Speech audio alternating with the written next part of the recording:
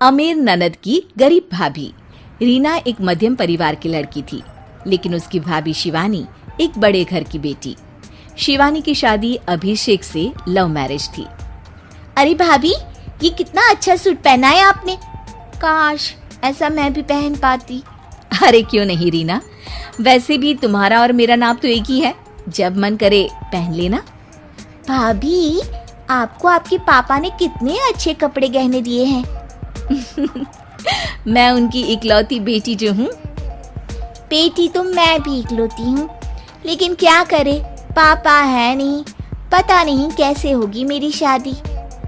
तभी वहाँ शिवानी की सास आ जाती है। अरे क्यों नहीं करेगा भाई तेरी शादी धूमधाम से, आखिर जिम्मेदारी है तो उसकी। और वो दिन भी आ जाता है जब रीना की शादी तय हो जाती है। अभिषेक, क्या हुआ? आप इतने परेशान तो कभी नहीं दिखे। कोई बात है तो बताइए मुझे। अरे शिवानी, वैसे तो शादी का सारा इंतजाम हो गया है, लेकिन गहनों का रेट तो आसमान छू रहा है। कैसे क्या करूं, कुछ समझ में ही नहीं आ रहा। थोड़ी देर में शिवानी अपने पूरे गहने अभिषेक के सामने रख देती है। ये लीजिए, गहनों का इंतजाम भी हो गया। अरे नहीं नहीं शिवानी, मैं ये गहने किसी हालत में भी नहीं ले सकता।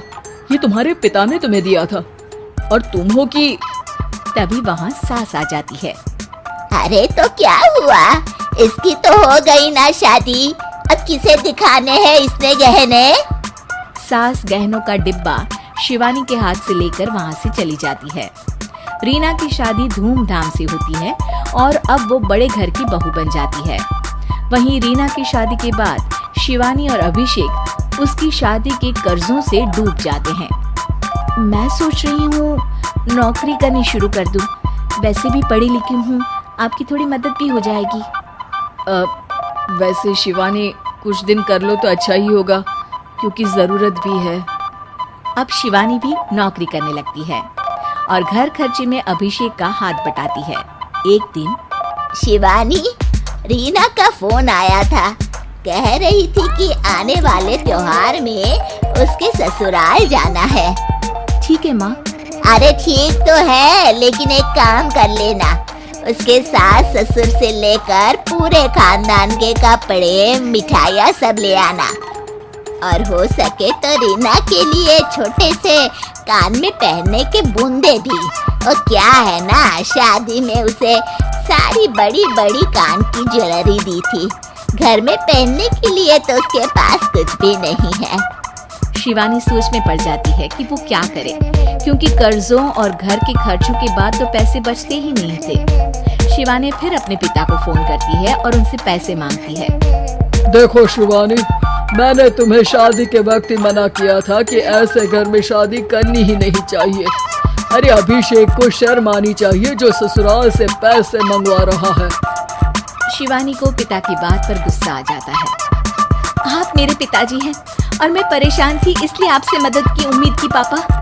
अभिषेक को तो पता भी नहीं है कि मैंने आपसे पैसे मांगे हैं। शिवानी सोचती है कि वो अभिषेक से बात करे, लेकिन फिर उसे लगता है कि वो टेंशन ले लेगा। तभी शिवानी की नजर हाथ के कंगन पर पड़ती है, सीधे बाजार जाती है और उसे बेचकर ननद के घर ले जाने का सारा सामान लेकर आती है और सास के सामने रख देती है। हाँ ठीक है, लेकिन फल थोड़े और अच्छी क्वालिटी के होने चाहिए थे। शिवानी कुछ नहीं कहती, वहाँ से चली जाती है। एक दिन शिवानी, रीना का फोन आया था, बहुत रो रही थी। क्यों माँ, क्या हुआ? सब ठीक तो है ना उसके ससुराल में? अरे तूने तो उसकी नाक ही कटवा दी। अब मैंने क्या कर दिया माँ? कह रही थी कि बड़े घर की बहू है भाभी, जो कपड़े दिए वो ब्रांडेड भी नहीं थे। तू तो जानती है ना उन लोगों का पहनावा कितना अच्छा है। तू तो मेरी बेटी का भला कभी सोचती नहीं। हाय भगवान, अरे बड़े घर की बहू है, इसी बात की जलन है ना तुझे, लेकिन याद रख मेरी बेटी का सोचने के लिए भगवान है। तुम लोग कभी उसका बुरा नहीं कर पाओगे। अब शिवानी के मन में सवाल था कि क्या ईश्वर सिर्फ रीना के साथ है, उसके साथ नहीं। लेकिन उसे सुकून था कि वो अभिषेक के साथ उसकी जिम्मेदारियों को निभाने में बराबरी की हकदार है। शिवानी वहां से चली जाती है। वो सास से कुछ नहीं कहती, क्योंकि अमीर घर की बहू बनकर रीना को भले ही सुकून ना हो, लेकिन गरीब घर की बहू बनकर शिवानी खुश है, क्योंकि खुशी पैसों से नहीं परिस्थितियों पर निर्भर करती है।